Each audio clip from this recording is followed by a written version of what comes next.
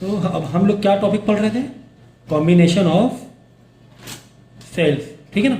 Combination of sales के through हम लोग पोटेंशियल डिफरेंस निकालने की कोशिश कर रहे हैं। हम लोग क्या निकालने की कोशिश कर रहे हैं? Potential difference. तो बहुत इजी एक फॉर्मूला बताया था मैंने पाथ के तरीके से कि किस तरह पाथ में जाएंगे हम लोग और उस तरीके से निकाल सकते हैं, ठीक है।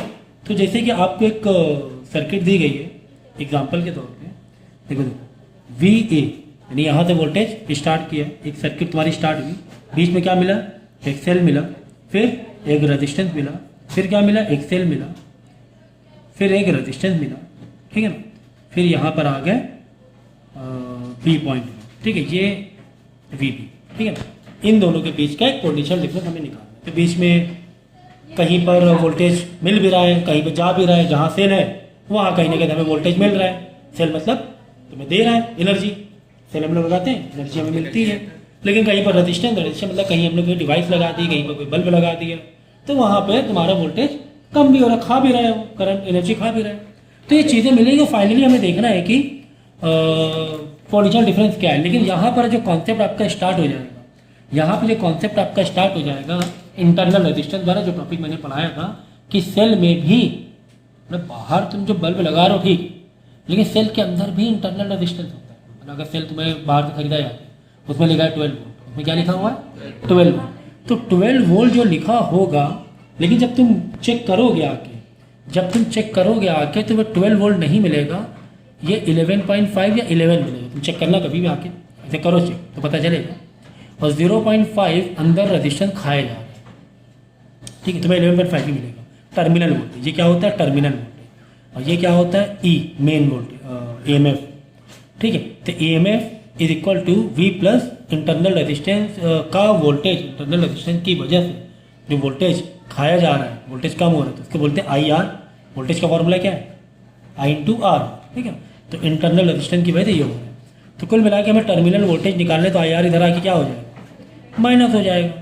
अरे भाई, तुमने आके चेक किया 12 वोल्ट का, तुमने उसमें प्रिंट में देखा 12 वोल्ट, सेल के प्रिंट में देखा, लेकिन तुमने चेक किया तो कुछ कम आ रहा है। कितना कम आ रहा है? देख लो, -IR मतलब 0.5 में कर दिया, मान लिया 0.5 है अंदर, तो 11.5 तुम्हारा क्या आ जाएगा? इंटरनल वोल्टेज आ जाएगा, ठीक है। ये टॉपिक हम लोगों ने कवर किया था। अब यहाँ पर देखो, पाथ एक बनाएंगे इसको चेक करने के लिए, इस तरीके से बना लो, जैसे चाहे वैसे बना सकते हो आप, जैसे चाहे वैसे बना सकते हो, कहीं से भी करंट निकाल सकते हो।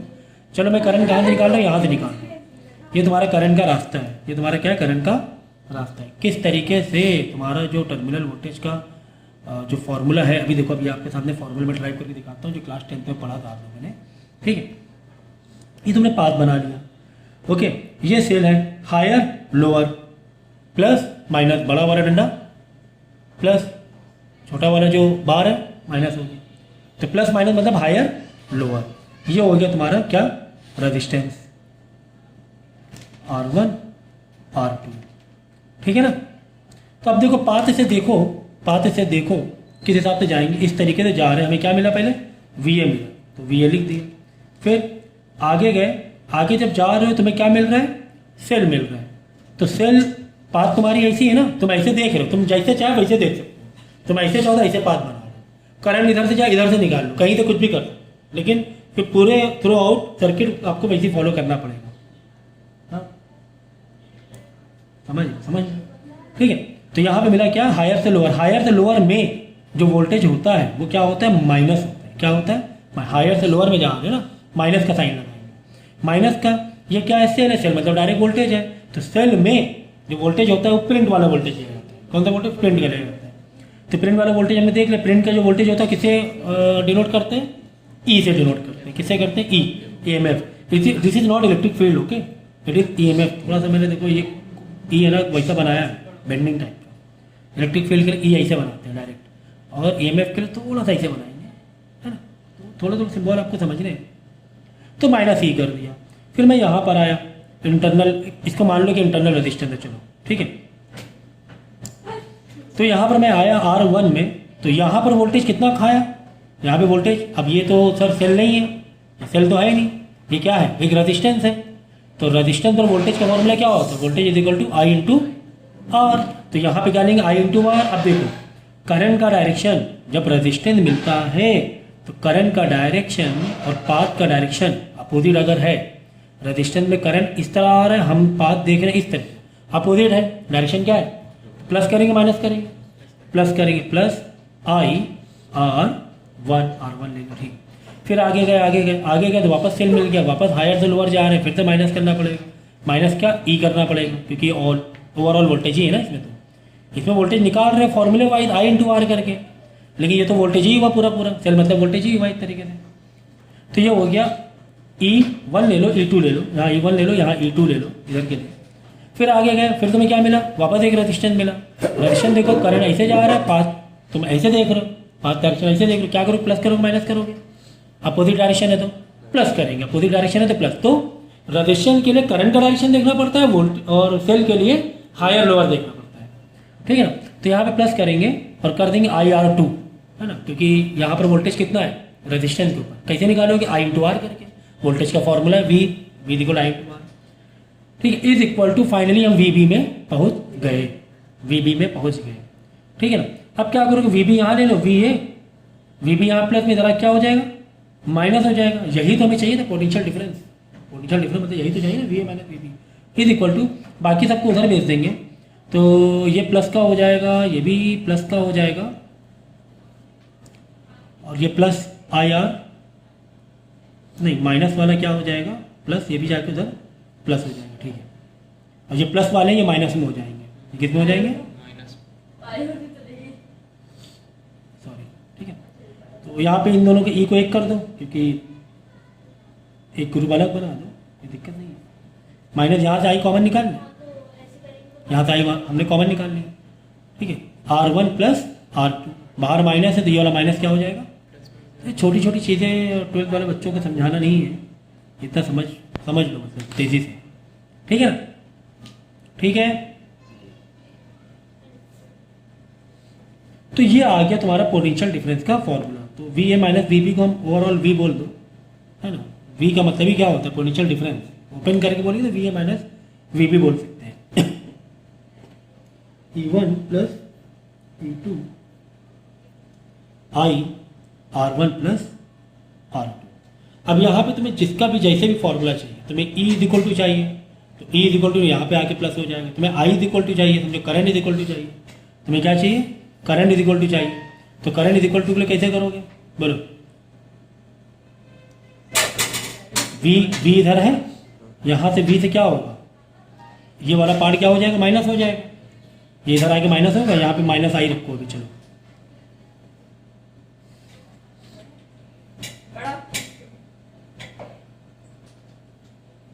इसको फ्लिप कर दें, इसको फ्लिप कर दें, तो मैं एक क्वेश्चन और बना दे रहा हूँ, सारे साइन चेंज कर दे रहा हूँ जिससे तुम लोग कंफ्यूजन ना हो,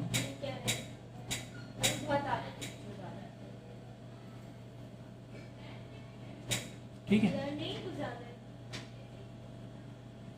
मैंने क्या कि पूरे से माइनस से मल्टीप्लाई करा दिया, तो ओवरऑल जो माइनस वाले थे वो प्लस में हो गए, जो प्लस वाले थे वो माइनस में हो गए। अब देखो हमें आई इक्वल टू चाहिए, ये माइनस हमें क्या चाहिए, आई इक्वल टू चाहिए, ये माइनस E1 प्लस E2 उधर जा क्या हो जाएगा, प्लस E1 E2 प्लस में हो गया, ये माइनस भी है तो माइनस भी वैसे रख दिया, R1 R2 क्या हो जाएगा, नीचे डिवाइड में आ जाएगा। इस तरह करंट निकाल सही expression current, I is equal to R1, ये वाला माइनस वाला इधर आके प्लस हो गया, माइनस भी पहले तो माइनस भी था, R1 R2 मल्टीप्लाई भी था, इधर आके क्या हो गया, डिवाइड हो गया, ठीक है ना। तो इस तरीके से अलग अलग एक्सप्रेशन में तुम लोग लिख सकते हो।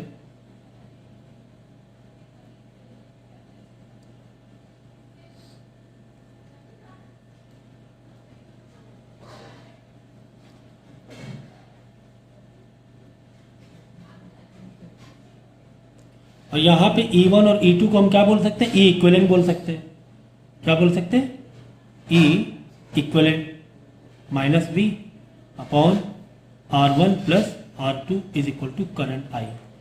V में चाहिए तो V का तुम्हें फॉर्मेट पता ही है, क्या, E equivalent minus I R1 R2, ये वोल्टेज पोटेंशियल डिफरेंस का फॉर्मूला। I से चाहिए तो I का एक्सप्रेशन ये आ गया, ठीक है। बस एक चीज़ का ध्यान रखना कि यहाँ पर देखो मैंने क्या किया था, हायर से लोअर, हायर से लोअर। इसका एक और तरीका भी है, तो जब सेम डायरेक्शन पे है, जैसे यहाँ हायर से लोअर है, यहाँ भी क्या है हायर से लोअर, तो हम इसका एज ए सीरीज ऐड करते हुए चलेंगे E1 प्लस E2। लेकिन अगर यहाँ पे हायर से लोअर हो, यहाँ लोअर से हायर हो, तो ऑटोमेटिक डायरेक्शन चेंज होता, क्योंकि यहाँ से लोअर से हायर जा रहे हैं, यहाँ से तो हायर से लोअर आ रहे हैं, माइनस कर रहे हैं। लेकिन यहाँ पर क्या होता, लोअर से हायर अगर होता, सेल उल्टा लगा रहता, तो क्या करते, ऐड करते।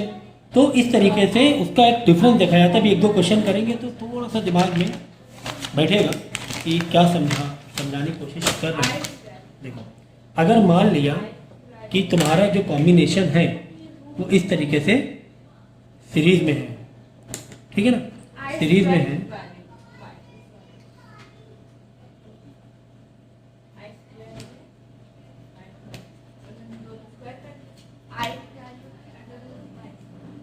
जो हो गया B,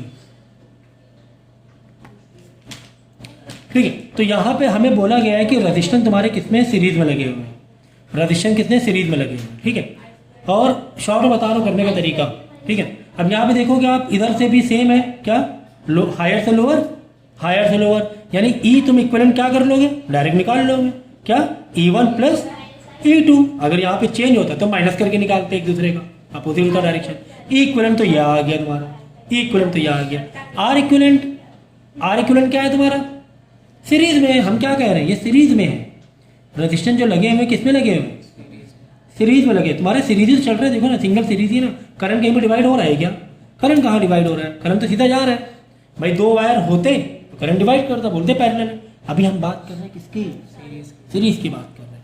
तो R इक्विवेलेंट सीरीज में R कैसे ऐड होता है, डायरेक्ट R1 प्लस R2, ये R इक्विवेलेंट हो गया, ठीक है। E इक्विवेलेंट R इक्विवेलेंट हो गया इस तरह। लेकिन सीरीज में ही अगर सर्किट कुछ ऐसे होती, देखो इधर देखो, A सीरीज में ही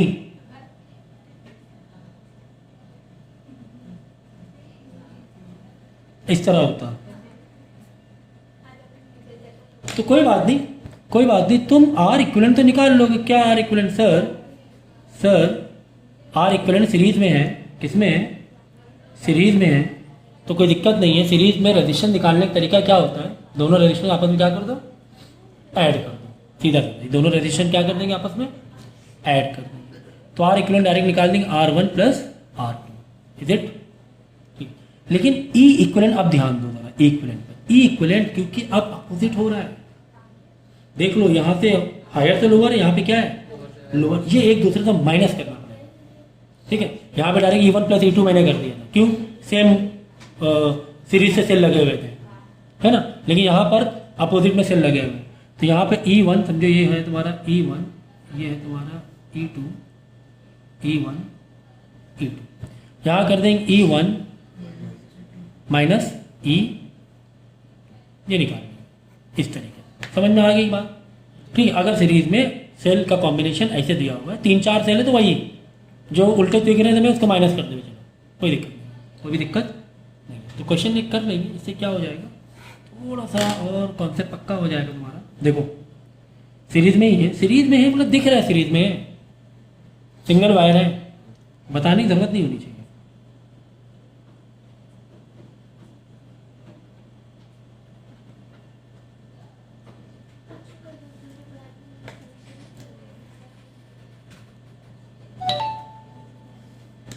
ठीक है,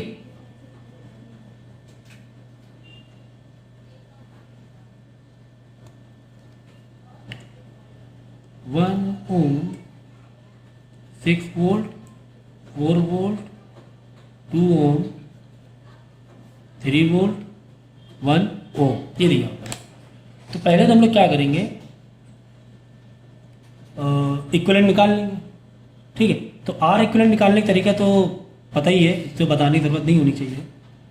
R इक्विवेलेंट कैसे निकालोगे, सीरीज में है तो सारे रेजिस्टेंस क्या कर देंगे, ऐड कर देंगे, 4 ओम आ जाएगा, 1 2 1, ठीक है, ये तो 4 ओम आ गया। लेकिन जब तुम E इक्विवेलेंट निकालोगे, तो तुम्हें ध्यान देना है, 6 4 10, सेम डायरेक्शन है, 10 -3। अगर ये वाला ज़्यादा होता तो उल्टा ले लेते, जैसे इधर का डायरेक्शन होता 6 4 वैसे होते हैं लोअर से हायर, तो इसको प्लस करते उसको माइनस करते। बड़े वाले को प्लस में लेना है, छोटे वाले नंबर को मतलब इस वाले को एडिशन अलग कर दो,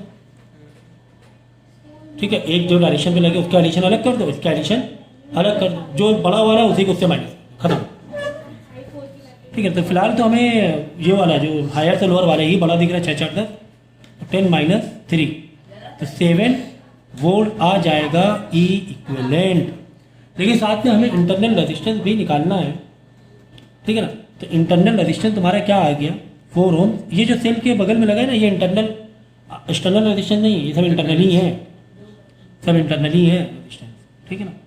तो एक टुकड़े में फिलहाल हम समझाने की कोशिश कर रहे हैं। तो इसका कोई शॉर्ट में फॉर्मूला हो सकता है क्या? चलो निकालेंगे फटाफट, ये तो निकाल लिया था ना।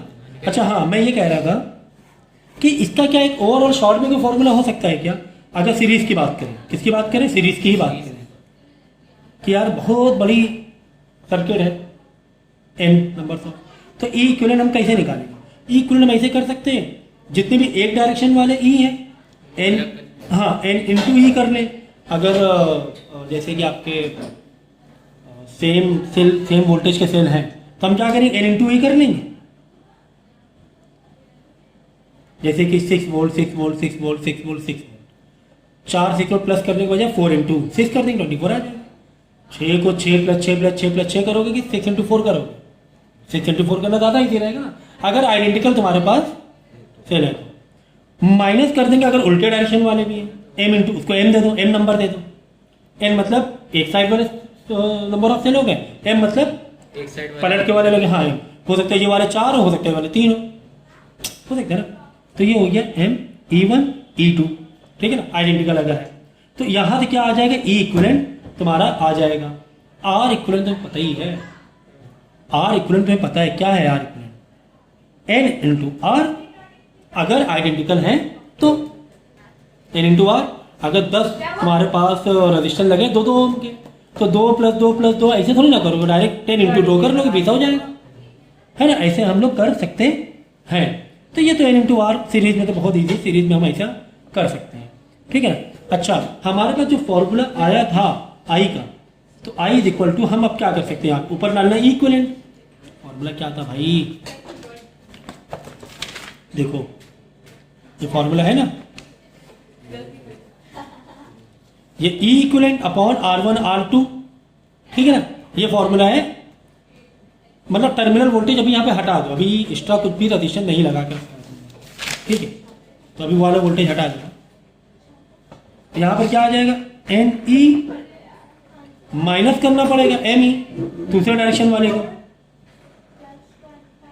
Upon N are. अब यहां पर अगर आपका एक्सटर्नल रेजिस्टेंस है तो वो भी तुम यहां पे क्या कर दोगे, प्लस कर। एन आर, ये तो इंटरनल हो गया ना, ये क्या हो गया इंटरनल, ये क्या हो गया इंटरनल हो गया रेजिस्टेंस एन आर, कि सेल के बगल में लगा, मतलब इंटरनल अंदर कैसे दिखाएंगे, इसे यहाँ पे हमने दिखा दिया, ठीक है ना। तो ये इस तरीके से हम क्या कर सकते हैं, I is equal to N E one minus M E two upon N R plus R capital कर सकते हैं, ठीक है ना। अगर एक्सटर्नल आर लगा है तो लगा सकते हैं, ठीक है।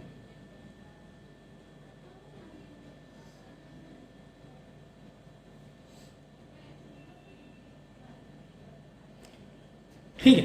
अच्छा, एक और तरीका हो सकता है, देखो इसी चीज को एक्सप्लेन करने का, अगर हम ई इक्विवेलेंट निकालें, क्या हम ऐसे कर सकते हैं, N minus M E minus M E, ऐसे भी कर सकते हैं। एन मतलब क्या, total number of cells, N मतलब क्या। अब जब एक तरफ है एक डायरेक्शन के, तो हम उसमें से जो अपोजिट डायरेक्शन वाले हैं उनको हम नंबर क्या कर देंगे, माइनस कर देंगे। हम जैसे कि 10 एक तरफ लगे हुए हैं, 4 अलग तरफ लगे, टोटल है 14। एन को मान लिया तुमने 14, एन को तुमने क्या माना 14। भाई ये क्या चीज है, what is this N, number of cell, मतलब जितने सेल उतने रेजिस्टेंस, जितने सेल, यही तो एन हुआ। अगर एन इंटू आर कर रहे हो तो भाई यहां पर तो तुम एन आर और एम आर अलग अलग तो कर रहे हो। आर रेजिस्टेंस तो चाहे तुम अपोजिट डायरेक्शन हो, इंटरनल रेजिस्टेंस, चाहे सेम डायरेक्शन हो, रेजिस्टेंस तो हमें एक जैसे ही लेके चलना है। चाहे सेल तुम्हारा पलट के लगा हो, चाहे सेल एक तरफ वैसे लगा हुआ हो, रेजिस्टेंस तो हमें ओवरऑल एक जैसे ही ऐड करने हैं। तो यहां पर एन क्या बता रहा है कि रेजिस्टेंस तुम्हारा ऐसे वाले में भी है एंड रेजिस्टेंस तुम्हारे हायर से लोअर से हायर वाले में भी है। एन तो वही बता रहे हैं, यानी एन तुम्हें यहां पे क्या एक्सप्रेस करने की कोशिश कर रहा है, एन तुम्हें बता रहे हैं टोटल सेल। क्यों ऐसा किया मालूम है? इसलिए ऐसा किया कि अगर तुम एन एम यहां पे अलग अलग ऐसे भी कर सकते हो, फिर तुम्हें आर के लिए क्या करना पड़ेगा, आर के लिए वापस एम आर अलग करना पड़ेगा। मतलब जो सेल पलट के लगे हुए उसके नंबर ऑफ रेजिस्टेंस अलग लेने पड़ेंगे तुम्हें। नहीं समझे भाई? यहां पे एक देखो, इसमें लगे दो लगे हुए रजिस्टेंस, कितने? दो लगे। एन तुम क्या मान रहे हो? 2 मान रहे हो, 3 मान रहे हो? पहली बात तो एन क्या मान रहे हो? अगर एन 3 मान रहे हैं हम लोग, एन क्या मान 3, 1 2 3 सेल 3 रजिस्टेंस, तो एन को मान लिया 3, तो एन इंटू 3 इंटू आर कर दिया। ठीक है, एन तुमने क्या माना? 3, यानी टोटल सेल तुमने कितना माना? 3 माना।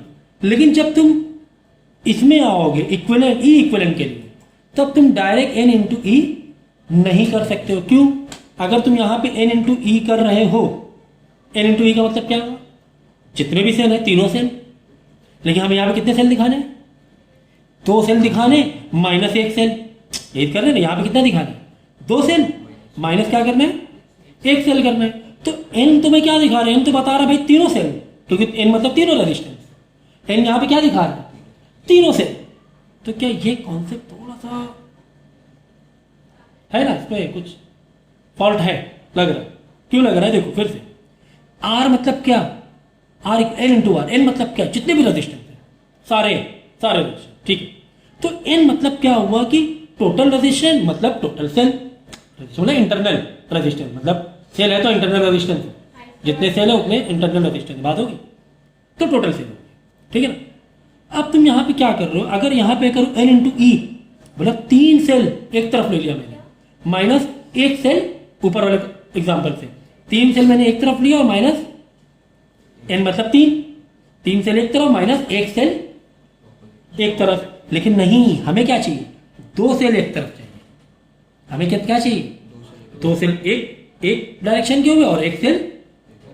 तो यहां इसका मतलब एन गलत हो जाएगा। यहां क्या करना पड़ेगा? एन माइनस एन, 3 में से 1 गया, टोटल 3 सेल, टोटल 3 में से 1 सेल जो अपोजिट डायरेक्शन था, opposite direction number of cell कितने? एम। 1 सेल गया, अब कितना बचा? 2 बचा, 1 बच गया। तो ये आएगा सही। ये हुआ ना 2। देखो जैसे यहाँ पे एक डायरेक्शन में 10 है, अपोजिट डायरेक्शन 3 है, तो E1 में तुम्हें क्या दिखाना पड़ेगा? 13 दिखाओगे क्या? 10 और 3 नहीं ना, तुम्हें 10 दिखाना पड़ेगा ना। और n मतलब क्या? 10 और 3 13। n मतलब क्या बता रहा है? Total cell. n मतलब क्या बता रहा है? Total cell.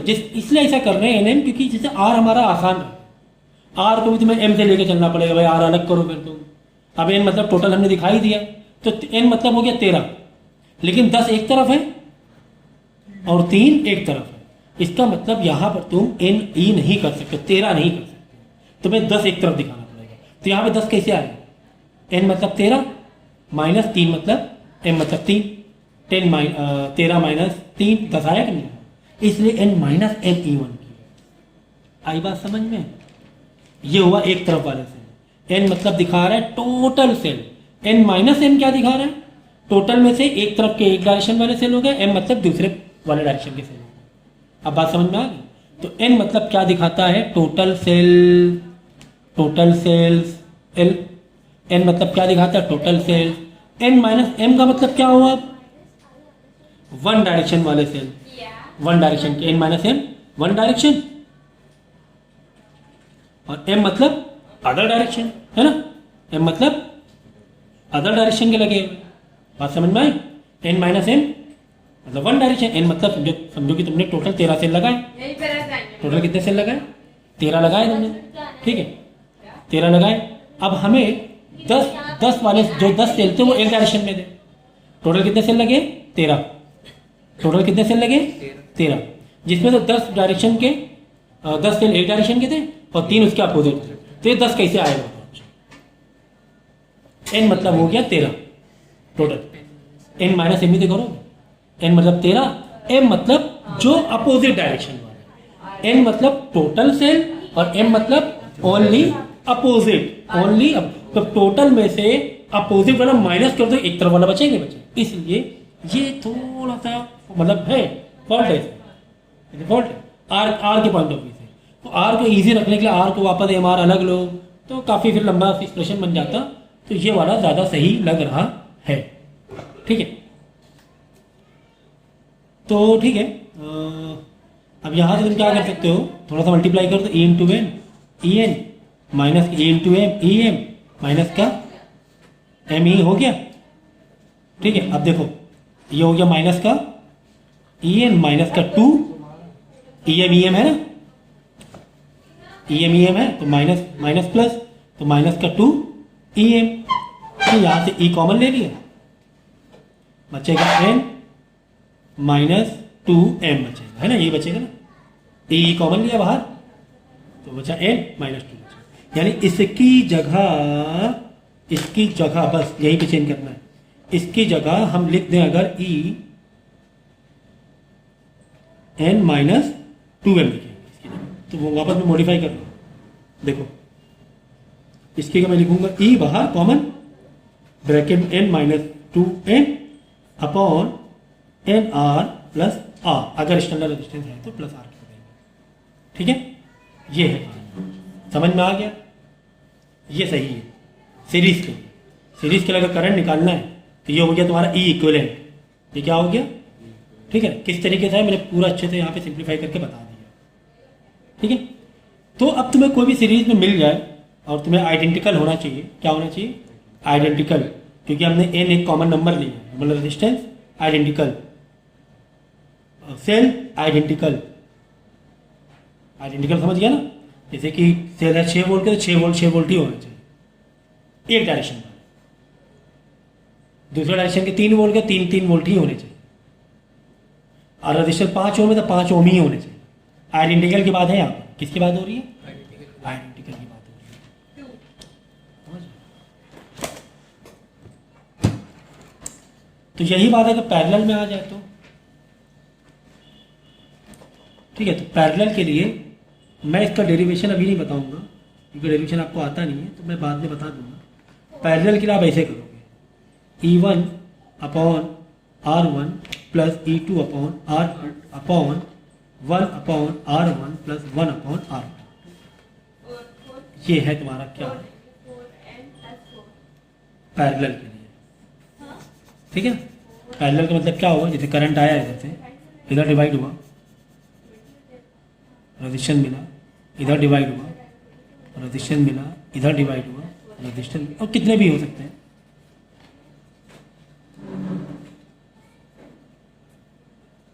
इस तरीके से, ठीक है ना। सो E1 E2 पहले 2 ले लेंगे, पहले एक आप इसको हटा दो, पहले 2 के लिए ले लो, E2 R1 R2 2 के लिए ले लो, ठीक है। तो अगर इस तरीके से है तो पैरेलल का ऐसे आ जाएगा, E1 by R1 plus E2 by R2। पता है आपको क्यों आएगा ऐसे, देख लो। पैरेलल में रजिस्टेंस कैसे करते हैं, 1 upon R1 plus 1 upon R2, ऐसे भी करते हैं पैरेलल में रजिस्टेंस, ठीक है ना। 1 अपॉन R1 प्लस रेसिप्रोकल करके करते हैं, पैरेलल में रेसिप्रोकल करके, इसी हिसाब से ये भी रेसिप्रोकल तरीके से आ जाएगा, ठीक है ना। इस तरीके से कर सकते हैं। और अगर नंबर्स ऑफ आइडेंटिकल है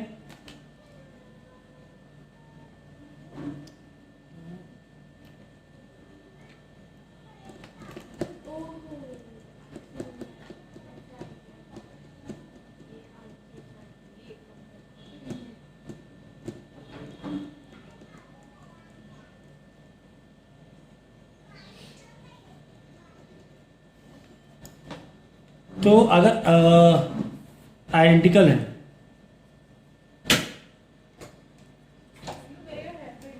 आर इक्वलेंट तो पता ही है तुम्हें, बचपन से सीखते हैं। आर इक्वलेंट तुम्हें पता ही है आर अपॉन एन रेसिप्रोकल करके, मतलब N upon 1/R1 1/R2 1/R3 ऐसे होगा, आइडेंटिकल है, डिनोमिनेटर कॉमन है, तो 1 प्लस जितने भी क्वेश्चन हो गए उतने वो काउंटिंग हो जाएगी, फिर इधर से वापस रेसिप्रोकल करोगे तो आर अपॉन एन आ जाएगी। ये तो खैर बचपन से सीखते आ रहे। ई इक्विवेलेंट कैसे होगा, N E upon R, N E upon R, तो ई अपॉन आर था, अब एन मल्टीप्लाई हो, बार बार प्लस करने की जरूरत नहीं है, एन से क्या कर दोगे मल्टीप्लाई कर दोगे, ठीक है ना, अगर आइडेंटिकल है तो, अगर आइडेंटिकल है तो।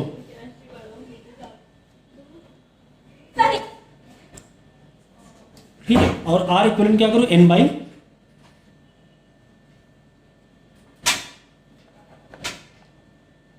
Are by N, R by N,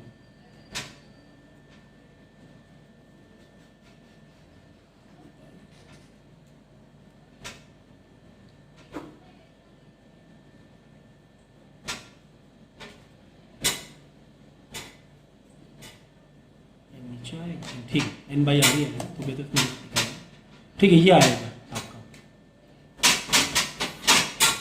ठीक है, किसके लिए किसके लिए किसके लिए, पैरेलल, ठीक है, parallel identical.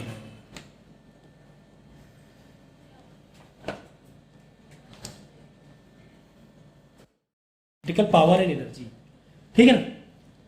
So power is equal to, हम लोग ने सब देखो पहले भी पढ़ा है क्लास 10th में, पी वी आई।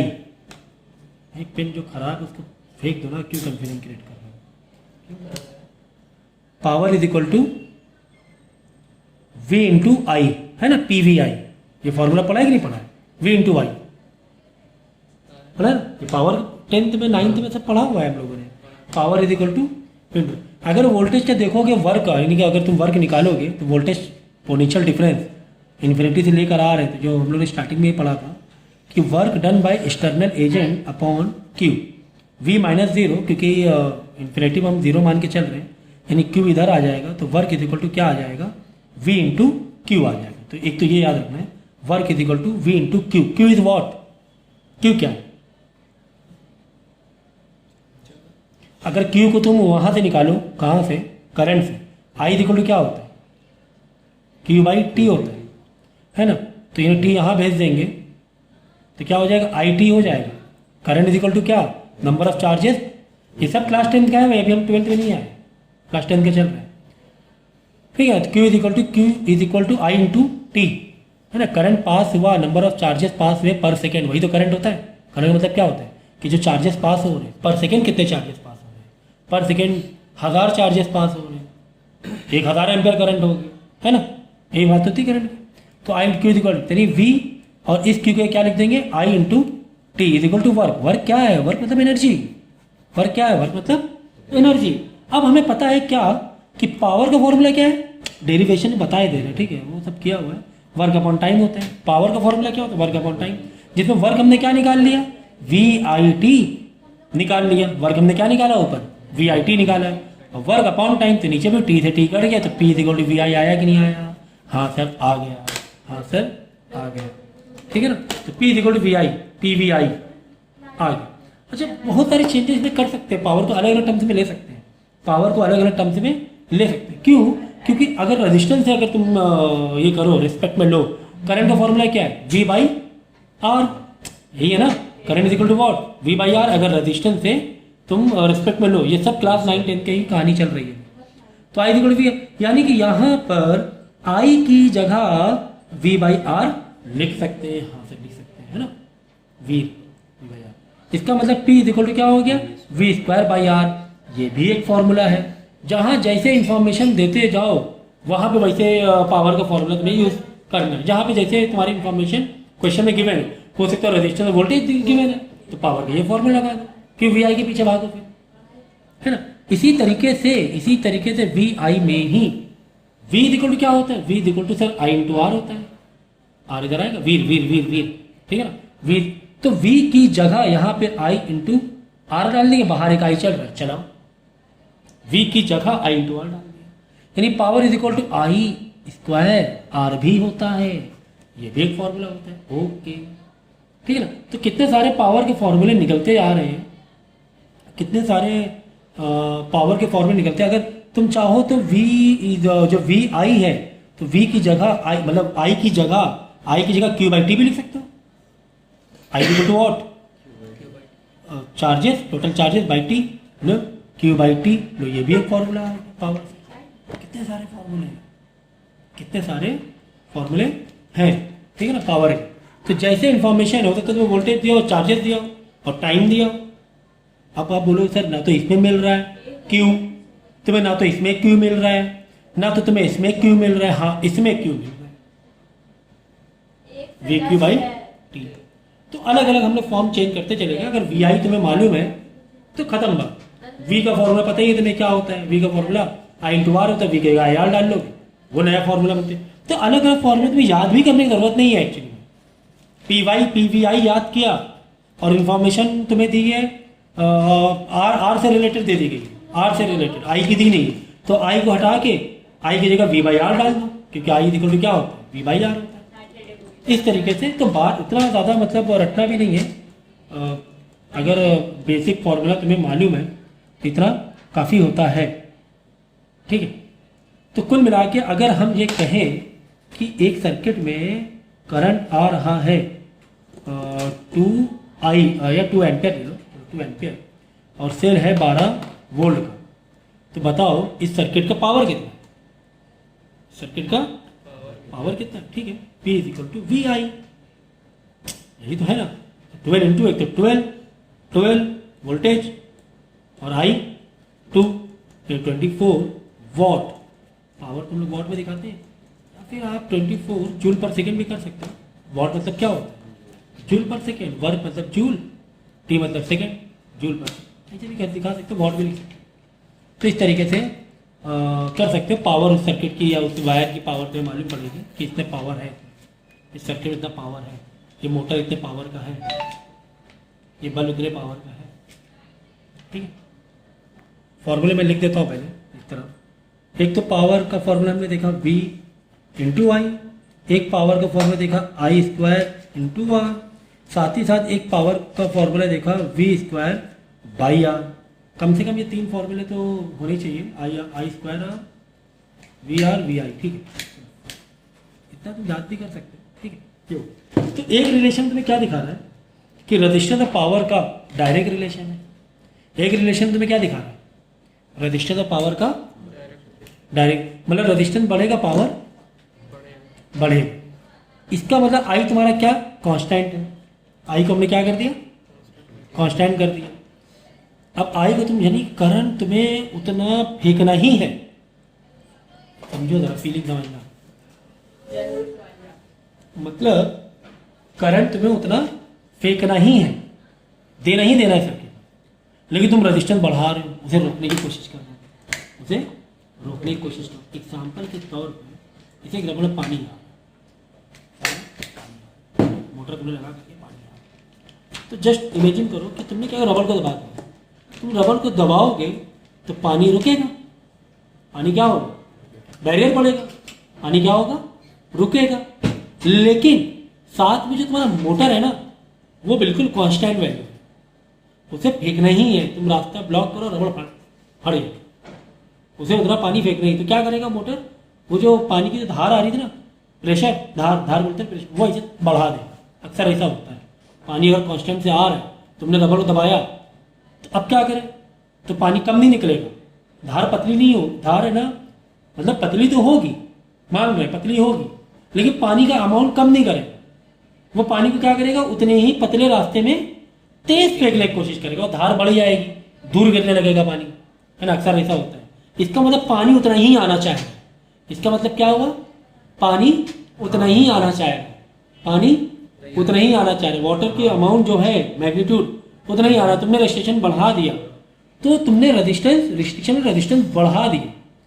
अब मोटर क्या करे, अपना पावर उसे बढ़ाना पड़ेगा, क्योंकि उसे तो उतना फेंकना ही फेंकना, पावर लोड पड़ता है मोटर को, ऐसा होता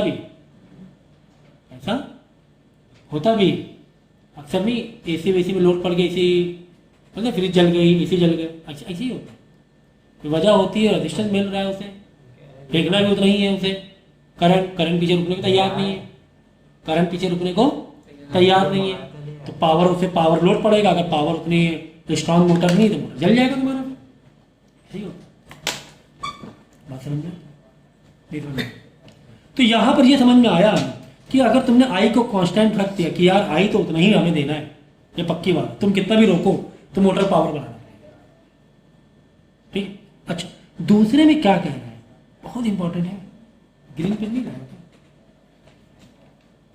बहुत इंपॉर्टेंट है।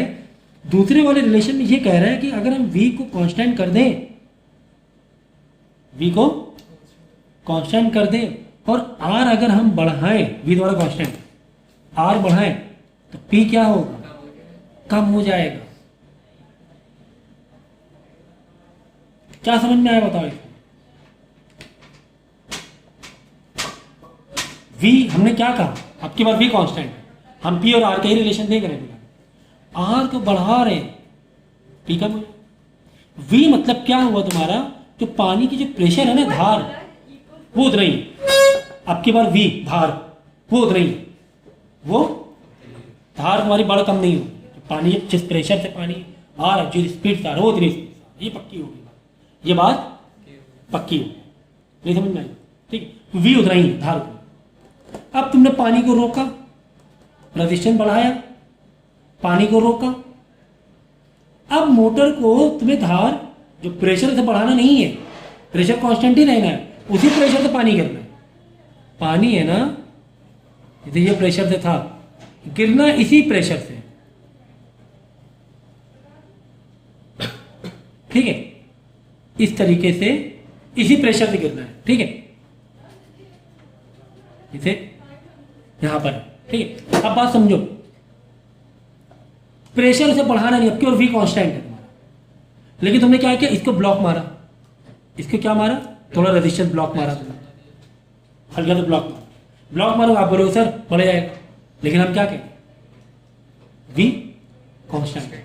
तुम क्या बोलो, सर मैं इसे डबल ब्लॉक मारूंगा तो प्रेशर बढ़ के धार आगे जाने लगेगी, आप यही कहोगे। लेकिन हम क्या कहें, नहीं, हमें प्रेशर आगे नहीं बढ़ाना, हमें v आगे नहीं, v कांस्टेंट है, तो पावर की जरूरत ही नहीं है, पावर अपने आप कम हो जाएगा, जरूरत ही नहीं है, हमारी टंकी देर में भरेगी, ओवरऑल अमाउंट ऑफ वाटर कम हो जाएगा। क्योंकि क्या कह रहे हैं कि प्रेशर जो है v वो उतना ही रह जाए, दबाने पर अब ये बढ़ने वाला नहीं है। यहां तुमने दबाया, इसे यहीं तक रहना है, इसकी धार को आगे नहीं जाना। तो फिर जब तुमने रास्ता ब्लॉक किया और रेट ऑफ फ्लो भी वही है, तो पानी यानी कम निकलेगा। पानी क्या होगा, कम निकलेगा, मतलब पावर फिर तुम्हारा कम ही हुआ होगा, तभी पानी कम निकल रहा है। नहीं तो पानी अगर उतना ही निकलने की कोशिश कर रहे हो, तुम रिस्ट्रिक्शन भी बढ़ा दो तो इसकी धार बढ़ जाएगी, मतलब v बढ़ जाएगा।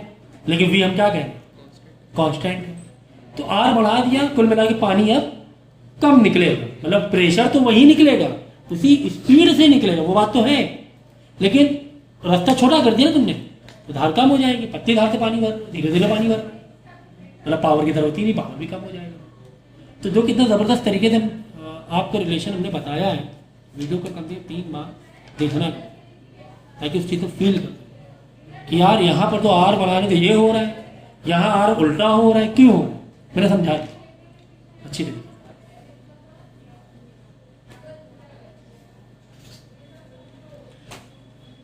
तो पावर जनरेटेड और पावर डिसिपेटेड का मतलब क्या होता है? अगर हम बोल रहे हैं पावर डिसिपेटेड और अगर हम कह रहे हैं पावर जनरेटेड,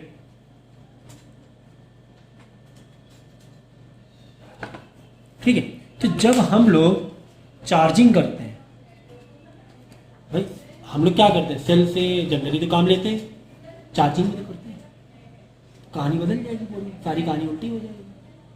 हम एक सेल से काम ले रहे हैं, बैटरी से लाइट जला रहे, दोबारा लाइट क्या कर, बैटरी लो हो गई, हमने वापस क्या चार्जिंग में लगा दी, तो चार्जिंग में तो चीज़ें बदल गई ना, फिर चार्जर अंदर जा रहे हैं, है ना। तो इस तरीके से हम कह सकते हैं कि पावर डिसिपेटेड, पावर डिसिपेट हो रहा है, मतलब चार्जिंग में डिसिपेट होता है।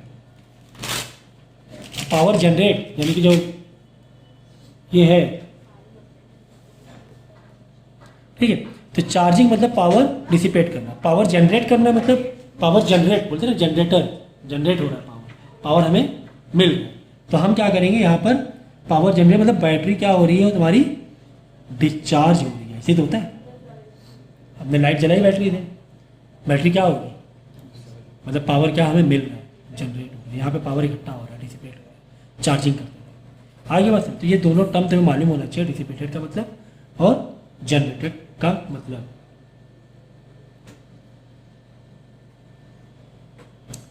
तो इसको अगर डिफरेंशिएट और इंटीग्रेट करेंगे तो ये कर सकते हो आप, पावर इज इक्वल टू जैसे कि energy upon time, work upon time, तो एनर्जी अपॉन टाइम।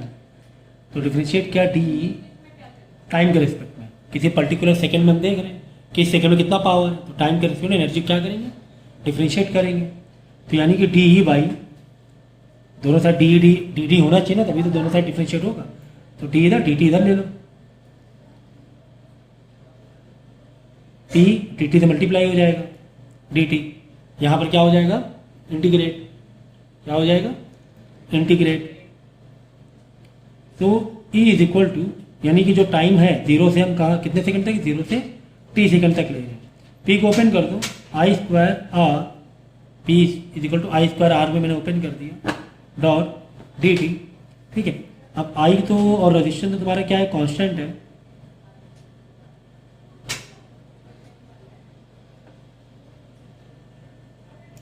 ठीक है। यहां पे लिख लो if I is constant, I is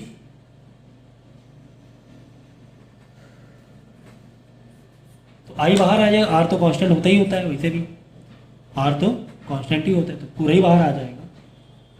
यहाँ पे लिख लो क्या, I is equal to E is equal to I square R T, अगर हमने इंटीग्रेट कर दिया, ठीक है ना। हाँ ये बात है ना कि अगर आई तुम्हारा बदल रहा है, जैसे वायर मोटा है पतला है, मोटा है पतला है, तो आई तुम्हारा क्या होता है, बदलता है, ठीक है। तब यहाँ पे आई को तुम्हें डिफरेंशिएट करना पड़ेगा टाइम के रिस्पेक्ट में।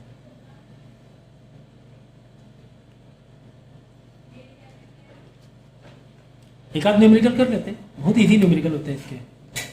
देखो जैसे 3 एम्पेयर करंट आ रहा है, 2 ओम्स है, टाइम क्या दिया हुआ, 3 सेकेंड दिया हुआ है, तो बताओ कितना पावर लगा या कितनी एनर्जी लगी, कितनी एनर्जी लगी। तो ई इक्वल टू क्या करोगे, एनर्जी पूछा है, E is equal to P into T करोगे, P is equal to E by T, P is equal to work upon time, E मतलब वर्क एनर्जी, यहां पे ई का मतलब एनर्जी है भाई, वहां पे ई का मतलब ईएमएफ था, और एक ही electric field. P into T पूछा है, पावर, पावर के लिए फॉर्मूला तुम्हें कौन वाला डाल देंगे यार, तुम्हें आई मतलब करंट दिया हुआ है, आर दिया हुआ है, तो आई स्क्वायर आर डाल दें, अच्छा लगेगा। पी का कौन सा फॉर्मूला डाल देंगे, क्यों, क्योंकि तुम्हें आई भी दिया हुआ है और आर भी दिया हुआ है, इंटू टी। तो आई स्क्वायर कितना हो गया, 3 का स्क्वायर, आर कितना हो गया 2 हो गया, टाइम 3 सेकेंड, तो कितना हो गया 54 जूल, आंसर आ जाएगा, ठीक है ना। अब पावर अगर पूछे पावर कितना आ रहा है देख लो, 9 आई इंटू आर पावर होता है ना, आई स्क्वायर इंटू आर पावर, तो 9 इंटू 2 3 का स्क्वायर 9, 18 पावर आ जाएगा। पावर पूछा तो पावर इंटू टाइम ही तो क्या है, power into time, 18 into 3 54 joule. तो ठीक है, इस तरीके से कर सकते हैं हम लोग। लेकिन हाँ अगर ये तो पूछा कि इन 3 सेकेंड, क्या पूछा है, इन 3 सेकेंड, अगर ऐसा पूछ ले कि एट 2 सेकेंड, कि 2 सेकेंड पर क्या था पावर, यानी कि तुम्हारा क्या बात आ रही है, इंटीग्रेशन के पॉइंट ऑफ व्यू से बात आ रही है, यानी ई इज इक्वल टू तुम क्या कर दोगे, इंटीग्रेट कर दोगे पी टाइम के रिस्पेक्ट में पावर को, पावर इंटू टाइम, और टाइम ही तो यहाँ टाइम का ही रिस्पेक्ट तो चेंज हो रहा है, किसके रिस्पेक्ट में बात करना, टाइम के रिस्पेक्ट में, अलग अलग सेकंड में अलग अलग पावर एनर्जी तुम्हारी है, तो 2 सेकंड में कितनी है, तो पावर को फॉर्मूला डालो 0 से 2 सेकंड, 0 से 2 सेकंड में, तो power formula I square R D T. अब इसको इंटीग्रेट करेंगे, तो इंटीग्रेट कर लोगे ना, कि बताना पड़ेगा इंटीग्रेट,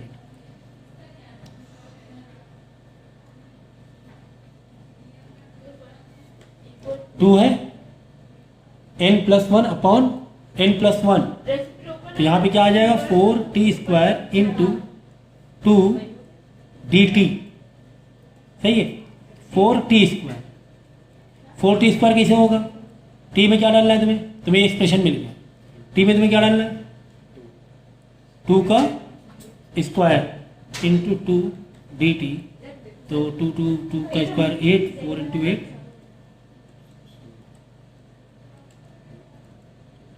4 इंटू 4 16, 16 इंटू 2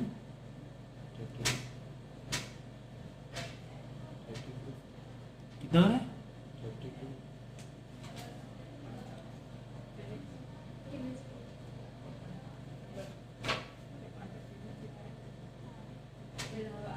आई कितना दिया था? 3 में दिया था ना। आई तो डालो, आई स्क्वायर 3 का स्क्वायर कितना हुआ? 9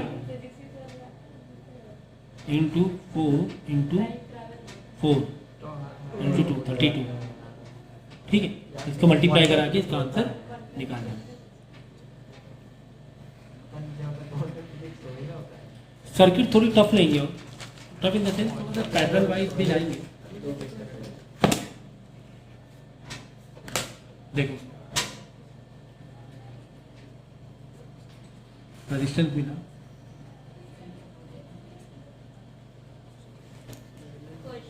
इंटीग्रेशन हमने थोड़ा डिटेल में इसलिए सिखाया कि अभी हम इंटीग्रेशन आपको पढ़ाएंगे, तो आपको और डिटेल में फिर अपने आप को समझ में आ जाएगा कि इंटीग्रेट कैसे हुआ।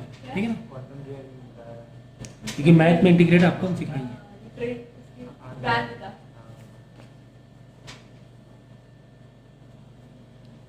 ये दिया होगा 3 ओम 6 ओम, यहाँ पे क्या दिया 2 ओम दिया होगा।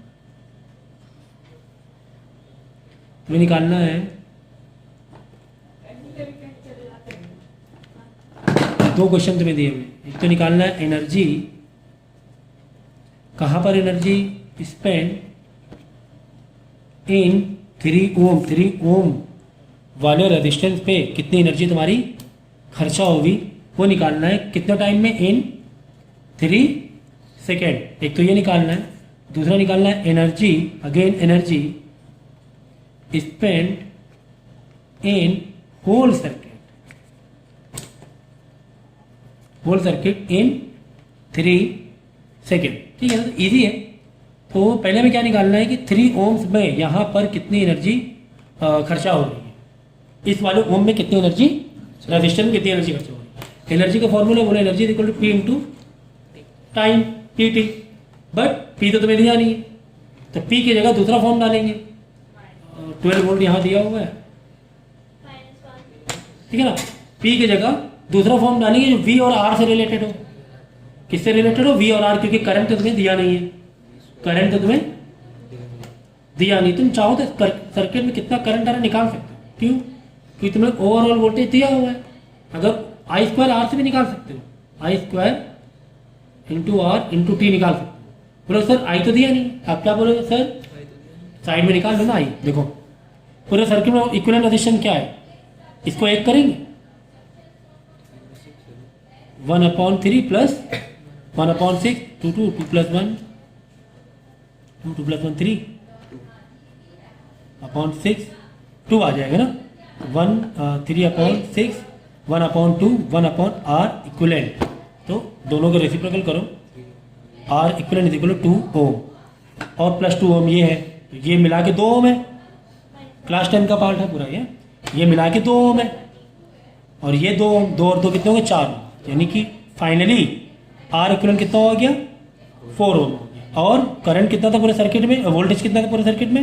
12 वोल्ट। करंट निकाल लेंगे, I is equal to V/R। ये फॉर्मूला है V is equal to I into R, R इधर है, I is equal to V/R। V कितना? 12। पूरे सर्किट का इक्विवेलेंट रेजिस्टेंस कितना निकाल लिया? 4 निकाल लिया, तो 3 आ गया एम्पियर। तो 3 का स्क्वायर कौन से इसमें पूछा है? हाँ, अब एक और कहानी है। देखो तुम्हें पूछा यहाँ पर, तुम्हें कहाँ पर पूछा? यहाँ पर पूछा। करंट यहाँ पर देखो कितना है? 3 एम्पियर है। ठीक है, मान लो एक ही वायर है, तो यहाँ पर भी कितना होगा? 3 एम्पियर होगा। लेकिन जब वायर डिवाइड हुआ, वायर जब डिवाइड हुआ, करंट भी क्या हो गया? डिवाइड हो गया। करंट भी क्या हो गया? डिवाइड हो गया। तो अब देखेंगे करंट कैसे डिवाइड हुआ है। देखो यहाँ पे रेजिस्टेंस कितना है? 3 है। निकाल लो यहाँ के लिए 3 ओम। ठीक है, वोल्टेज कितना है? पुरानी प्रैक्टिस, अरे तभी तो आई निकालेंगे यहां पर। I is equal to V upon R. R कितना है? 3 ओम है। वी यहां पर वी कितना है? यहां पर वी पता चल जाए, पूरे सर्किट का वी 12 वोल्ट है, लेकिन यहां पर वी कितना है? प्रैक्टिस नहीं करो, देखो पहले यहां पे इस वायर को निकालो। देखो डिवाइड होने से, सुन लो बात, वायर डिवाइड होने से वोल्टेज डिवाइड नहीं होता है।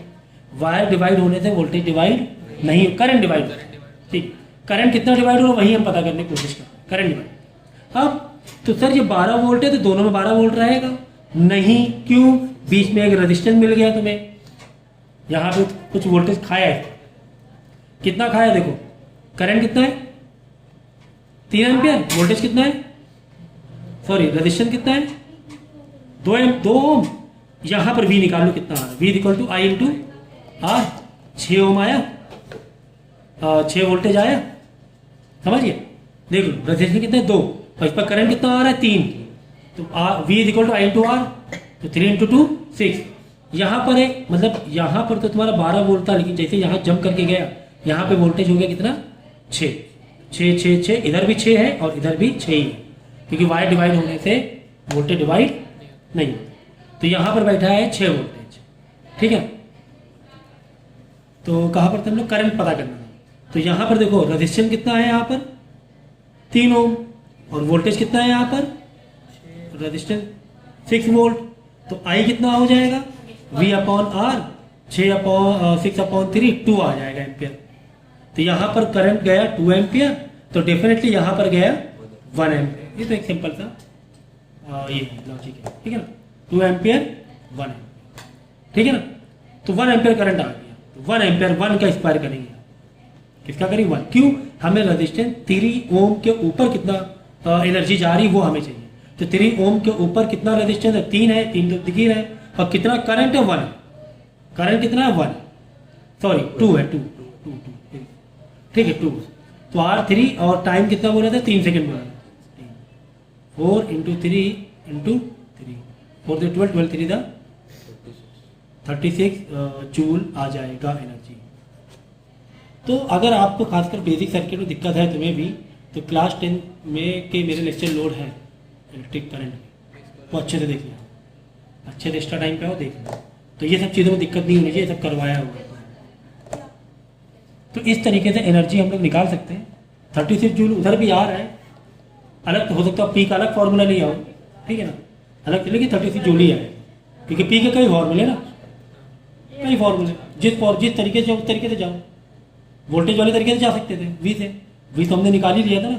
वी कितना आ रहा था? 6 वोल्ट आ रहा था। तो तुम्हें करंट निकालने की जरूरत ही नहीं चाहिए, होनी चाहिए थी, तुमने वी तो निकाल ही लिया था। तो पावर का E equal P into T है, तो पावर का फॉर्मूला कौन सा है? वी स्क्वायर अपॉन आर वाला लगा देंगे, ठीक है, ये लगा दो अपॉन आर इंटू टी। लो यहाँ पर तो करंट 1 एम्पियर 2 एम्पियर निकालने की जरूरत नहीं पड़ी, क्यों? वी तो हमें मालूम था, यहाँ तो मालूम पड़ गया था 6 ओम, यहाँ 12 वोल्ट था, 12 volt sorry not ohm, 12 volt, तो यहाँ 6 वोल्ट आ गया था, पता चल गया था। किससे पता चल गया था? इस 2 ओम की वजह से। 6 वोल्ट वोल्टेज वही रहने वाला है। तो 6 का स्क्वायर, आर कितना है? 3 है, टाइम कितना है? 3 3 दे, देखो 36 आया कि नहीं है? आपका 36 आया कि नहीं? तो जो आसान लगे उस तरीके। अब होल सर्किट का एनर्जी बताओ। अरे भाई होल सर्किट का तुम क्या निकाल लो? रेजिस्टेंस निकाल लो। होल सर्किट रेजिस्टेंस कितना आया था? कितना आया था? 4 ओम आया। फॉर्मूला डालो, energy is equal to P into T, V square upon R ले लो, सबसे आसान रहेगा। वी कितना पूरे सर्किट का? 12 है ना, पूरे सर्किट वोल्टेज कितना? 12, 12 का स्क्वायर। आर पूरे सर्किट कितना? 4 ओम आया था, 4 टाइम 3 12 हो गया काम। 144 डिवाइड बाई 4, 6 36 हो जाएगा ये, 30 इंटू 3 108 हो जाएगा, ठीक है ना। 108 आंसर 108 आ गया, ठीक। तो इस तरीके से कर सकते हो। तो तुम्हें ये सर्किट दी गई है और तुमसे पूछा गया है, मतलब ऑप्शन दिए हुए कि कौन से सर्किट में पावर के क्या, मतलब कहाँ पे पावर ज़्यादा है कहाँ पे कम है। ये P1 के लिए है, ये P2 के लिए और ये P3 के लिए। IIT 2008 का क्वेश्चन है, और बोला गया P1 बड़ा है P2 से, P3 से, मतलब P1 सबसे बड़ा है क्या, या फिर P3 सबसे बड़ा है क्या, या फिर P2 सबसे बड़ा है क्या, या फिर P2 बड़ा है P3 से और P1 सबसे छोटा है क्या। इस तरह ऑप्शन दिए, इस तरीके से ऑप्शन तुम्हें दिए, ठीक है। तो क्या तुम्हें पूरे सर्किट में, जबकि 1 ओम दिया हुआ, 3 वोल्ट दिया हुआ, 1 ओम भी दिया हुआ, 3 वोल्ट भी दिया हुआ, तो क्या हमें सब में पावर अलग अलग निकालना चाहिए, या फिर कोई एक रास्ता ऐसा भी है कि यार रिलेशन से समझ सके हम लोग कि कम से कम कहाँ पे पावर ज़्यादा हो सकता है, कहाँ पे कम हो सकता है, क्योंकि वैल्यूज तो कुछ ही नहीं है ये कि एग्जैक्टली पावर यहाँ पे कितने वॉट है, कितने वॉट है, कितने वॉट है। तो चलो ठीक है, हम इसको ऐसे कर सकते हैं, पावर का रेजिस्टेंस से रिलेशन ले देखो मेन क्या मानी, मेन देखो यहाँ पर 3 वोल्ट है, यहाँ पर भी 3 वोल्ट है, यहाँ पर भी 3 वोल्ट है, यानी रेजिस्टेंस क्या है, कांस्टेंट है। और हमारे पास P का एक रिलेशन है V²/R पावर का, ठीक है, जिसमें से V तो सेम है, कांस्टेंट ही हो रहा है, यानी कि P का रिलेशन बन गया R से 1/R। बस खेल खत्म हो गया, खेल खत्म हो गया। R अगर किसी का ज़्यादा है किसी सर्किट में, मतलब पावर उसका कम, क्योंकि P और R में क्या है, इनवर्स रिलेशन। क्यों, वोल्टेज तो सब में सेम था, वोल्टेज अगर, हाँ वोल्टेज सब में सेम ना होता तो तुम्हें अलग अलग निकालना पड़ेगा, अगर वोल्टेज सेम ना होता तो तुम्हें अलग निकालना पड़ेगा, ठीक है। P का इनवर्स 1/R से, ये तो ठीक है, समझ में चल।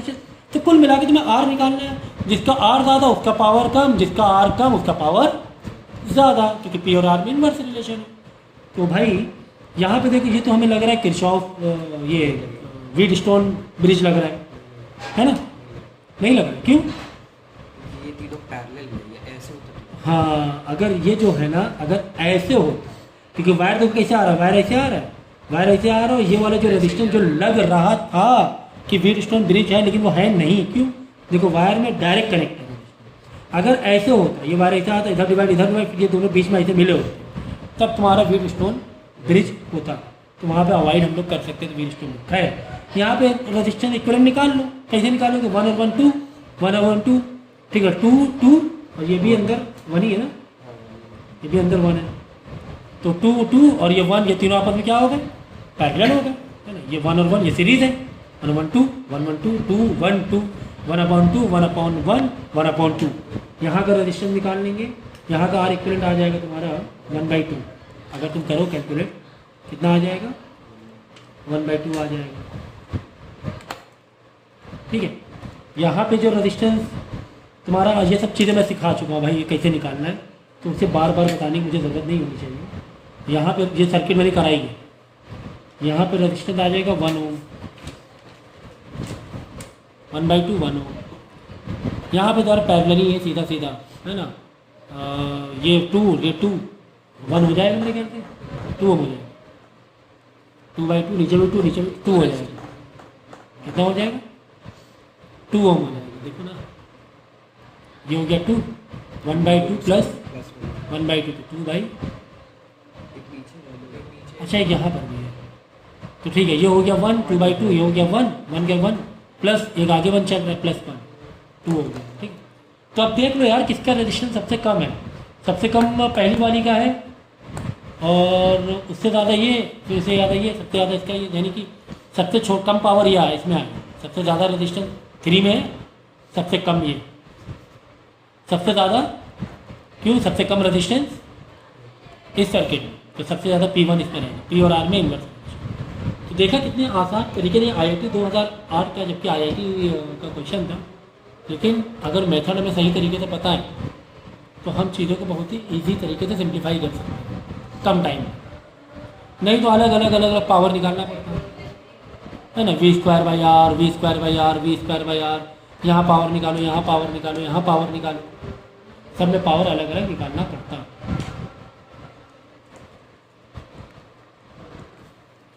ये तुम्हें क्वेश्चन दिया हुआ है, इसमें कि जो रेजिस्टेंस है वो दोनों का क्या है, सेम है, रेजिस्टेंस दोनों का सेम है, लेकिन एक का जो वोल्टेज है 220 वोल्ट और एक में वोल्टेज 110 वोल्ट। तो तुम्हें ये बताना है कि अगर अगर अगर अगर बल्ब 220 वोल्ट का है, बल्ब 220 वोल्ट का, तो पावर 100 वाट लग रहा है, पावर कितने लग रहा है, 100 वाट। अगर बल्ब वही रेजिस्टेंस सेम हो और 110 वोल्ट हो तो पावर कितना लगेगा, ठीक है। तो हम लोग क्या निकाल लेते हैं, रेजिस्टेंस निकाल लेते हैं। अगर यहाँ पर रेजिस्टेंस पता चल जाए पावर निकाल लेंगे, तो रेजिस्टेंस तो सेम ही है ना दोनों बल्ब का रेजिस्टेंस क्या है, सेम है, आर। चलो निकालते हैं। पावर का फॉर्मूला क्या है, V2/R है, क्योंकि वी आर की कहानी दी थी पावर की फॉर्मूला। R = यानी कितना हो गया V/P, है ना। तो V² मतलब 220 का स्क्वायर, पावर कितना दिया हुआ, 100 दिया हुआ। पावर कितना दिया, 100 दिया। 1 0 1 0 1 0 1 0 गया, 22 का स्क्वायरिंग करोगे तो 484 ओम आ जाएगा, ठीक है। यही वाला R यहाँ पे आके हमने भर दिया, क्यों, क्योंकि दोनों आर रेजिस्टेंस जस्ट सेम, ठीक है। 484 ओम, करेक्ट। अब तुम्हें यहाँ रेजिस्टेंस मालूम पड़ गया, वोल्टेज तुम्हें 110 दिया। देखो यहाँ पे पावर कितना लग रहा है, ये वाला बल्ब पावर कितना खा रहा है, V²/R। V कितना है, 110 × 110। R हमने कितना निकाला, 484 निकाला। तो जब इसको तुमने सिंप्लीफाई किया तो कितना आ जाएगा आंसर आ जाएगा तुम्हारा 25 वाट। बात ये समझ में आई कि अगर सेम रेजिस्टेंस के लिए रेजिस्टेंस को कांस्टेंट रख कर अगर हम वोल्टेज को कम कर दें, रेजिस्टेंस को कांस्टेंट रख कर, रेजिस्टेंस सेम है ना, रेजिस्टेंस सेम है, अगर वोल्टेज को कम कर दें तो पावर भी क्या हो जाएगा, कम। इफ आर कांस्टेंट, मतलब दोनों में से समझ में आएगी बात, समझ में आएगी नहीं आएगी, ये कहानी थी इसकी। तो ये थोड़ा रिलेशन पता चला कि हाँ, अगर हमने वोल्टेज कम किया तो पावर की ज़्यादा ज़रूरत नहीं है, अगर रेजिस्टेंस उतना ही है तो। अगर रेजिस्टेंस दोनों का उतना ही है तो पावर की ज़्यादा ज़रूरत नहीं पड़ेगी, ठीक है। मतलब पावर कम पावर है, ये बल्ब कम पावर। एग्ज़ाम में आते हैं, इसके क्वेश्चंस आते हैं कि कौन सा बल्ब ग्लो कम कर रहा है, कौन सा बल्ब ग्लो ज़्यादा, कौन सा ब्राइटनेस है, कौन सा नहीं। एक सर्किट और बना रहा हूँ मैं, रेजिस्टेंस लगाओ या बल्ब की शक्ल दे दो, बात एक ही है, वो रेजिस्टेंस ही होता है। बल्ब हो या कोई भी डिवाइस हो, वो क्या होता है, रेजिस्टेंस ही होता है। इस तरह बना दिया मैंने सर्किट बना, वोल्टेज दिया हुआ यहाँ पर 220, ठीक है ना। यही पूछा कि विच इज ब्राइटेस्ट, और यहाँ पे देखो और इन्फॉर्मेशन क्या दी है, ये दिया है 100 वोल्ट, ये दिया हुआ है तुम्हें 50 वोल्ट, ये दिया हुआ 25 वोल्ट, और रेजिस्टेंस सेम है 220 वोल्ट, 220 वोल्ट। ये बल्ब का वोल्टेज सेम है, बल्ब का है ये वोल्टेज जो है बल्ब का, हो सकता है बाहर सर्किट अलग भी दे सकते हैं, बल्ब का एक अपना अलग, डिवाइस का अलग होता है। तो रेजिस्टेंस 220 पहले वाले में, तीनों में सेम है, 220 वोल्टेज सेम है, लेकिन वॉट अलग है। तो हमें ये बताना है कि विच इज ब्राइटेस्ट, या कौन सा बल्ब ग्लो ज़्यादा अच्छा कर रहा है, विच इज ब्राइटेस्ट कह लो, ब्राइटेस्ट, ठीक है। ये हमें पता करना है, ठीक है, विच इज ब्राइटेस्ट। बात समझ में आ गई, ठीक, चलो पता करो। तो 1 2 3 दे दो सिंबल, 1 2 3, 4 ऑप्शन ही दिए हैं, लेकिन हम लोग है ना आंसर निकालेंगे, ठीक है। देखो हमारे पास एक रिलेशन है, हमें एक तो रजिस्टेंस नहीं मालूम है, अगर हमें रजिस्टेंस पता चल जाए तो कहानी इस पर कुछ बन सकती है। क्या पता चल जाए, रजिस्टेंस पता चल जाए, वहाँ से हम लोग निकाल सकते हैं। हमारे पास कभी भी अगर सीरीज़ में, याद रखना सर्किट किस में दी हुई, सीरीज़ में दी गई, ये बहुत इंपॉर्टेंट बताने जा रहा हूँ। सीरीज़ में दी गई, पावर का मालूम कौन सा फॉर्मूला लगाओगे, पावर का फॉर्मूला लगाओगे, चलो ऐसे मत कहो, चलो तुम ऐसे कहो, अगर वोल्टेज कांस्टेंट, वोल्टेज क्या है, कांस्टेंट है तो पावर का फॉर्मूला आप लगाओगे I² इंटू R। इसका मतलब पावर का R से क्या रिलेशन बना, R का डायरेक्ट बना। इसका मतलब जिसका R ज़्यादा उसका पावर भी ज़्यादा। ये इम्पोर्टेंट है। ये जो लिखा हुआ है इसको नहीं देखो। हो सकता है 100 वाट लिखा हो लेकिन 100 वाट कंज्यूम नहीं कर रहा हो, करंट उसको उतना मिल ही नहीं रहा। उसकी ताकत लिखी हुई 100 वाट, तुम्हारी ताकत है तुम 50 किलो उठा सकते हो, लेकिन तुम्हें वजन दिया गया 10 किलो का। तो वजन कितना दिया गया, 10 किलो का। तो यहाँ पर यही है कि यहाँ पर आप बोलोगे सर पावर ज़्यादा, मतलब वो ज़्यादा ब्राइट करेगा। क्या सर इसकी पावर ज़्यादा लग रही मुझे ना, ऐसे नहीं, ऐसे नहीं करेंगे हम लोग। इसका रेजिस्टेंस फाइंड करें कि जो पावर लिखी है हो सकता है ये पूरी इस्तेमाल में नहीं ले रहा हो, यूटिलाइज नहीं हो रही है, ठीक। तो रेजिस्टेंस कुल मिला के पता करते हैं। तो रेजिस्टेंस के लिए फॉर्मूला आप लगाओ कौन वाला, क्योंकि हमें V और क्या दिया हुआ है, P दिया हुआ है, P दिया हुआ है, V दिया हुआ है, और R निकालना है तो V² वाला रिलेशन तो ये वाला देखो। लेकिन फाइन कैसे करोगे, फाइन यहाँ से नहीं कर सकते। क्यों, तो यहाँ से तुम्हें करंट चाहिए होगा, करंट तो है नहीं। फाइन करो ये वाला फॉर्मूला, P = V²/R से 1 2 1 2 3, ठीक है। फटाफट करके चलो। R = V²/P, हाँ ये 1 वाले 1, ठीक है। तो V² VV कितना है 220, तो 220 इंटू 220 अपॉन P पावर कितना है, पहले वाले का 100, पहले वाले कितना है 100, एक एक एक एक कर गया, ये आ गया 484। पहले में R कितना आ गया, चलो तुम ऐसे भी देख सकते थे 220 का स्क्वायर बाई 100, ठीक। सिंप्लीफाई नहीं किया तो भी पता चल गया। दूसरा देखो अगेन R2 = V²/P। V² कितना है 220 का स्क्वायर बाई 50, P कितना है दूसरे वाले 50 वाट, 50 कर दिया, ये हो गया R2। R3 देख लो V²/P, V तो 220 का स्क्वायर ही रहेगा, P आपके बाद 25। तो इसको बिना सॉल्व किए ये तो तुम्हें आइडिया लग ही रहा है ना, R किसमें ज़्यादा आएगा बताओ। अरे भाई बिना सॉल्व के पता चल रहा है ना, R इसका सबसे ज़्यादा रहेगा ना। क्यों, तो डिवाइड 220 ऊपर न्यूमरेटर सेम है, सबसे ज़्यादा डिवाइड की वैल्यू कम किसकी है, इसकी कम है। ये 25 से डिवाइड करोगे, ये 50 से डिवाइड करोगे, ये 100 से डिवाइड करोगे, 100 से डिवाइड करोगे सबसे कम आ जाएगा, 50 से करो उससे 25 से तो बहुत ही ज़्यादा वैल्यू आएगी कंपेयर टू दिस।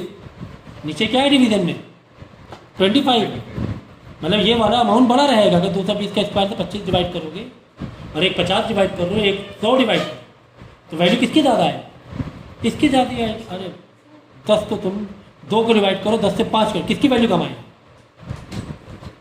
जो ज़्यादा वाले से डिवाइड करो इसकी वैल्यू सबसे कम आएगी, यानी इसकी वैल्यू सबसे कम।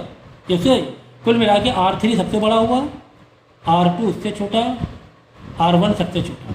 हाँ, पावर और R में हमने कौन सा रिलेशन बिल्ड किया था, डायरेक्ट वाला, बस खत्म ना। P3 सबसे ज़्यादा, P2 उससे, P1 सबसे कम, ये वाला आ गया। इसका मतलब ब्राइटेस्ट जो कौन सा है, ये वाला ब्राइटेस्ट है, जिसका पावर ज़्यादा उसका ब्राइटेस्ट समझ लीजिए। ये रिलेशन देगा P और R 3 में सबसे ज़्यादा था, मतलब पावर भी 3 में, इसमें पावर सबसे ज़्यादा है। ये देखो ये सबसे ज़्यादा ब्राइट कर, जबकि 25 वॉट लिखा हो, समझे। तो हमने I² R से ही क्यों रिलेशन लिया, क्यों, क्योंकि वोल्टेज सब में कांस्टेंट था। तो V वाला मत लो, I वाला फॉर्मूला लो, P और R में रिलेशन देख लो, फिर ये वाला फॉर्मूले से V² R से फॉर्मूले से सबका R निकाल लो। तुम सॉल्व करके भी निकाल लो, पता चल जाएगा कि सबसे कम वैल्यू इसकी आएगी, उससे ज़्यादा सबसे ज़्यादा R इसका करके देख लो। सबसे R3 सबसे ज़्यादा इसका, R3 ज़्यादा, मतलब R ज़्यादा होना पावर भी, क्योंकि पावर R में क्या रिलेशन है, डायरेक्ट। कब कब कब, जब वोल्टेज सेम तीनों, ठीक है। तो इस तरीके से पता कर सकते हो इन वेरी वेरी शॉर्ट। लेकिन अगर यही कहानी पैरेलल, तो इसको पॉज करके पहले है ना क्या करना, इतने नोट्स बना लो।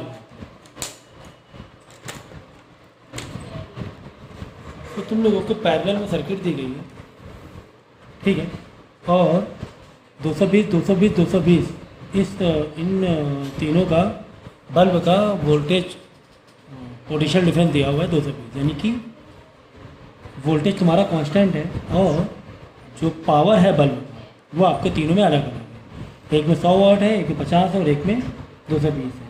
1 2 3 और आपको बताना है कि विच बल्ब ग्लो मोर या ब्राइटेस्ट, ऐसे करके बताना है। तो हमें ध्यान में रहना चाहिए जहाँ पे पावर ज़्यादा आ रहा है, जहाँ पे पावर ज़्यादा मतलब ग्लो ज़्यादा होगा, पावर ज़्यादा होगा मतलब ग्लो ज़्यादा होगा, कुल मिला के पावर ज़्यादा। ठीक, तो हमने ये देखा V क्या है, कांस्टेंट है, V क्या है, कांस्टेंट है, और P और I R से इन्वर्स रिलेशन है। P और R का क्या है, इन्वर्स रिलेशन है। जिसमें रेजिस्टेंस ज़्यादा उस पर पावर कम, रेजिस्टेंस कम मतलब पावर ज़्यादा। कुल मिला के हमें रेजिस्टेंस पता करना है, कुल मिला के हमें रेजिस्टेंस पता करना है। ठीक है, तो हमने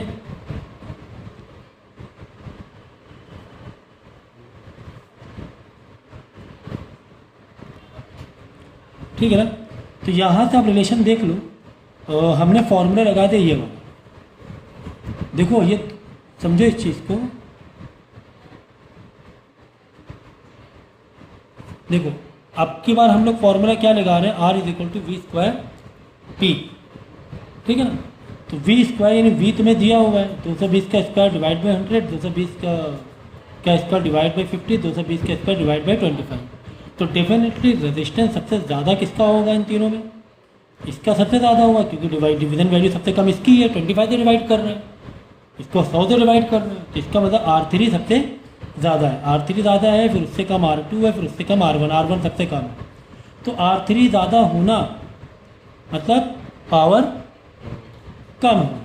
तो R3 मतलब ये वाला, इसमें पावर क्या है, सबसे कम है, इसमें पावर सबसे कम है।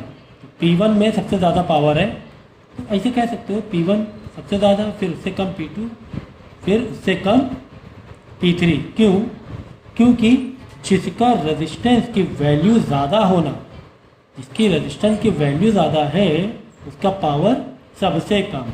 ठीक है ना। अब इन तीनों में सबसे ज़्यादा रेजिस्टेंस किसके पास है, इसके पास है, R3 के पास है। सबसे ज़्यादा रेजिस्टेंस किसके पास है, R3 के पास है, क्योंकि देखो इसको हम 25 से डिवाइड कर रहे हैं तो इसकी वैल्यू सबसे ज़्यादा आएगी। इसकी वैल्यू ज़्यादा आएगी मतलब R3 ज़्यादा मतलब P3 सबसे कम। R3 ज़्यादा, इसमें सबसे ज़्यादा रेजिस्टेंस मतलब पावर इसमें सबसे कम रहे, ठीक है ना। तो P1 सबसे ज़्यादा रहे, ठीक है।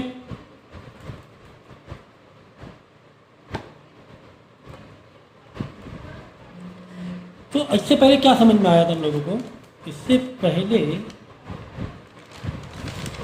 वाली सर्किट में यहाँ पर हम देखेंगे, यहाँ पर देखो जब सीरीज में कनेक्ट था तो किसके पास पावर सबसे ज़्यादा था, P3 के पास सबसे ज़्यादा था। बस ये आपका मेन था कॉन्सेप्ट, ये मेन कॉन्सेप्ट है सीरीज और पैरेलल का। मतलब कि अगर सीरीज में कनेक्ट है और अगर पैरेलल में कनेक्ट है, दोनों में क्या फ़र्क आ रहा है। देखो जब हम सीरीज में कनेक्ट करते हैं, जब हम लोग सीरीज में कनेक्ट करते हैं तो हम लोग रिलेशन कहाँ से देखते हैं पता है, हम लोग रिलेशन देखते हैं P = I² × R से। क्यों सर, और जब हम लोग पैरेलल में कनेक्ट करते हैं तो हम लोग रिलेशन देखते हैं P = V²/R। क्यों सर, सीरीज में तो हम ऐसे रिलेशन बिल्ड कर रहे हैं कि P का R से डायरेक्ट रिलेशन है, लेकिन साथ में जब पैरेलल आ रहा है तो हम ऐसे देख रहे हैं P का R से इन्वर्स रिलेशन है।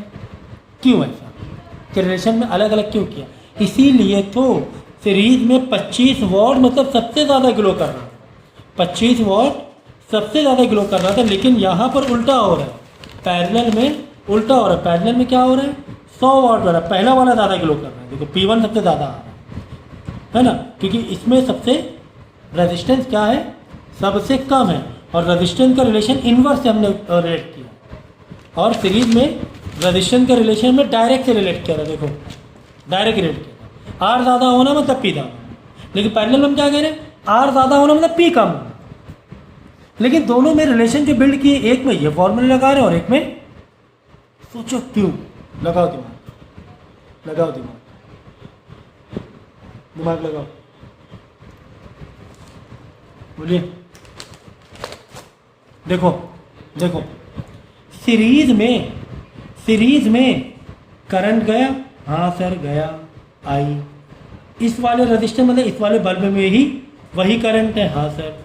इस वाले रेजिस्टेंस या इस वाले बल्ब में भी वही करंट है, हाँ सर। और इस वाले बल्ब में भी वही करंट है, हाँ सर। सेम करंट है। सीरीज में करंट तुम्हारा कांस्टेंट हो रहा है, सीरीज में करंट तुम्हारा क्या हो रहा है, कांस्टेंट हो रहा है। यानी पी और आर से हमने क्या कर दिया, डायरेक्ट रिलेशन दिखा दिया, क्योंकि तीनों में सेम करंट। लेकिन पैरेलल में ये बल्ब लगाया, तो बल्ब की डिजाइन थोड़ी सी 19-20 चला लेना, हाँ ठीक है। ये बल्ब लगाए तो इसमें क्या हो रहा है, पैरेलल में क्या हो रहा है, करंट अलग अलग, करंट डिवाइड हो रहा है। इसमें क्या हो रहा है, करंट डिवाइड होगा, लेकिन वोल्टेज क्या होगा, सेम रहेगा। इसमें क्या हो रहा है मालूम है, इसमें करंट सेम है, इसमें क्या है, करंट सेम तीनों रेजिस्टेंस में, लेकिन वोल्टेज डिफरेंट। तो जो चीज़ सेम है, कांस्टेंट है, यहाँ पे क्या सीरीज में करंट कांस्टेंट था, तो P = I²R से रिलेशन देख लिया। पैरेलल में वोल्टेज कांस्टेंट था, तो V²/R से देख लिया, यानी P और R का इन्वर्स रिलेशन देख लिया। यानी सीरीज में अगर 25 वाट का जो बल्ब होगा वो सबसे तेज ग्लो करेगा, लेकिन पैरेलल में जिसका पावर ज़्यादा, पावर मतलब बात समझो, कंफ्यूज मत हो। यहाँ से पावर को डिफाइन ना करो, पावर को तुम्हें यहाँ से निकालना पड़ेगा रेजिस्टेंस के कंपेयर। पहले तो समझो, पावर को तुम्हें क्या करना पड़ेगा, रेजिस्टेंस के कंपेयर में निकालना पड़ेगा। ये पावर मत देखो, ऐसे तो यहाँ पे 100 वाट है, बोलो सर ये वाला ज़्यादा ग्लो करेगा, नहीं, बल्ब के पावर से हमें नहीं देख रहा है, हमें यहाँ रिलेशन से देखना है कि आर निकालो फिर रिलेट करो, बात समझ में आई। तो सीरीज में आर का डायरेक्ट रिलेशन और पैरेलल में आर का इनवर्स रिलेशन, बस। अब फिर आर निकाल लेना है तुम्हें, फिर देख लेना कि कौन सा बल्ब ज़्यादा ग्लो कर रहा है। ये बात समझ में आ गई। इस तरीके से देखना होता है, इस तरीके से।